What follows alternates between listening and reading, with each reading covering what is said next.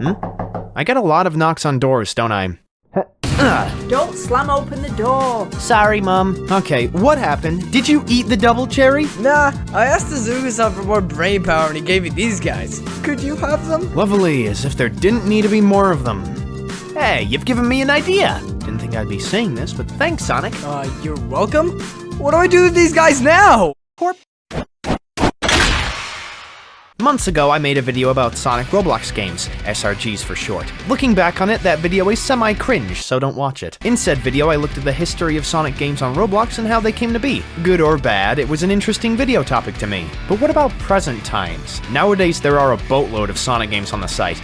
Way too many if you ask me. To get what I mean by that, I'm gonna go over some Sonic games so you get an idea. One of the games is Sonic Rebooted. It's quite a popular game with 1 million visits. It takes after Sonic World Adventure, which plays 1-to-1 like the daytime stages from Unleashed. That game was canned about a year ago, which is the norm for these games. Rebooted takes inspiration from Generations with levels from Sonic's past, including a ton of stages from the mainline games and even having shadow levels too. It's like a sequel to Generations in that sense.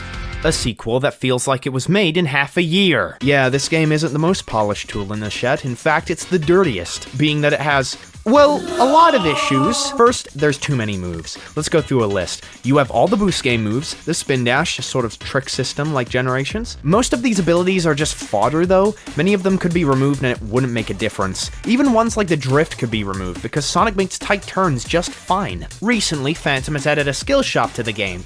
It's got various skills and some pretty useless ones. But how do you get the rings necessary to buy them? Missions, perhaps? No!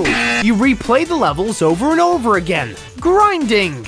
My favorite! Can't you see that I'm smiling? From modern to classic Sonic is Sonic Expedition. Now this makes me smile. It has the same controls of an adventure game, but stylistically tries to look like the Genesis and Saturn games. It's sort of a spiritual successor to Sonic Utopia, an old fan game that is similarly designed. Hearing Sonic and the Fallen Star music in Relic Ruins, even though it's from another game, just feels right. It's right at home with the art style and the levels themselves. There's not many of the levels, but it's good enough to get a good feel of the game.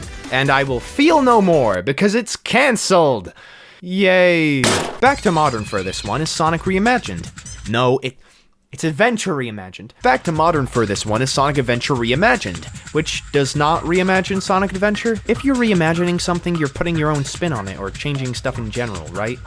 This is just regular Sonic Adventure, but with added stuff. Like the sweep kick from 06, and while that may not be the most remarkable thing, you can B-hump with it, which is interesting. The game is more like a modernization of the adventure games with how polished all its mechanics are. A similar game to Reimagined is Sonic Rising Chaos, and by similar, I mean the exact same game. It has the exact same controls as Reimagined, but with the tiniest of different stuff, like the humming top air kick, which is from Onset Adventure, so it's not even original. Now that I think about it, Sonic Retribution is the same too. And Sonic Power Chaos. And Sonic Momentum. Are you seeing this? Why are all these games basically the same? They have the exact same gameplay, but with slight slight tweaks. They're all echo fighters of each other. But why? The reason being is why I use Oversaturation in the title. In my first video, I talked about how Onset Adventure was the catalyst for all of the other Sonic games being made. The devs of Onset Adventure thought it'd be a bright idea to make the engine the game used open source. Enter the Digital Swirl engine.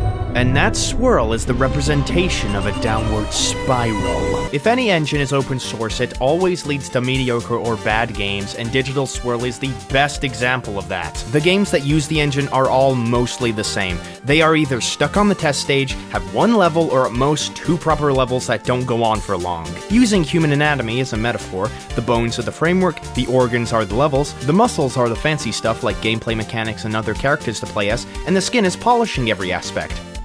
70% of Digital Swirl games have just the bones with some organs, and that's it. You're just left with, while changing almost nothing about the engine or moveset. It's like they're allergic to changing what's already been established. They ain't adding their own spice to the sauce. Even outside of Digital Swirl, they're all like this. There's a bunch of problems with this genre of Sonic games that I don't think have been properly pointed out yet. Numero uno. If the word distinctive was a person, they'd be shot on sight. There's only 3 types of games: adventure formula, boost formula, and roleplays. That's it. And it's all so boring. The amount of them makes otherwise alright games seem worse since there's 30 others just like it. Numero dos. On top of playing the same, they also look the same. The art style is either 2010 Sonic or early 2000 Sonic. There's no in-between, bob and weave. Why not take the best parts of the graphics from the franchise and mash them together? The style of riders, the squash and stretch of Shadow 05, numero tres. This third one is arguably more important than the other two, but it's a problem that shouldn't be a problem. The names. Naming your game shouldn't be too hard, but apparently it is for little Timmy. People just name them random things that have nothing to do with the game. Sonic Paradise, Sonic Legacy, Sonic Star Drop, Sonic R, Sonic Sonic Evocative, Sonic Exam. Wait, Sonic Exam? Since this is the worst name I've ever seen, you are going to get a super F. Sonic Arium. I wonder what that means. Blue. It means blue? What's next, Sonic Sigma? This isn't a joke game, by the way. It's so bad I've heard people getting names from random name generators, for Christ's sake. Looking at you, Stardust. Even the previous games I've mentioned suffer from this. Rebooted, Rising Chaos, and Adventure Reimagined don't make a whole lot of sense when you put more thought into it. Little Timmy, who's making these, just said, "Hey guys, welcome to my new Sonic Rayman game. Sonic Dummy Thick." I've been speaking negatively, essentially slandering these games, but are there any actually good, unique Robonk games with Sonic? Well, to be a truly good and cool and excellent Sonic Robitch game, you have to meet my criteria. 1. The gameplay must be fun but not a copy and paste. It needs to have original moves to stand out. If it plays exactly like SA2 or Unleashed, you're getting taken out back. 2. The art style needs to be inspired. Make it your own thing. There's like 10 Sonic art styles to choose from. 3. The name has to make sense. Please, for the love of God, ask yourself what you want the game to be and name it accordingly. If it has speed, make him go really fast. If it has star, make stars a focal point. If it has Sigma, make me feel like one when I play the game. If you don't do this, I'm going into cardiac arrest and you're going to be judged in court for it. I've only seen a few games that meet my criteria. Expedition, as I've mentioned before. Sonic Overdrive is another in particular. It is made with digital swirl, but hear me out. It has this retro PS1 style look to it, which is refreshing. The menu is really stylized. You can gain crazy momentum with the drop, dash, and bounce. Momentum even carries into your jump, which is nice. The only bad thing about this game is that there are only 2 levels so far. Yes, Sonic's gameplay is very fun, but you can't use his moveset to its full extent. I need at least 2 more organs with those bones. Sega Sonic Origins is the most technically advanced SRG I've ever played. What do I mean by that? It has 6 fully playable characters, all with their own abilities. Sonic can bounce, Tails can fly, Knuckles can glide and climb walls, Shadow can teleport dash twice, Rouge is just Knuckles. Lame. And Omega, even Omega is in this game. Bingo. He controls similarly to how he does in 06. There's skins for all the characters, topped off with a big level to test all the characters in. The only con is the name. But ladies and gentlemen, I believe I've found it. A game that checks off everything on my criteria, even the name. Shocking, I know. The game I'm talking about was made by one of my dear friends, and that game's name is Sonic Revolution R.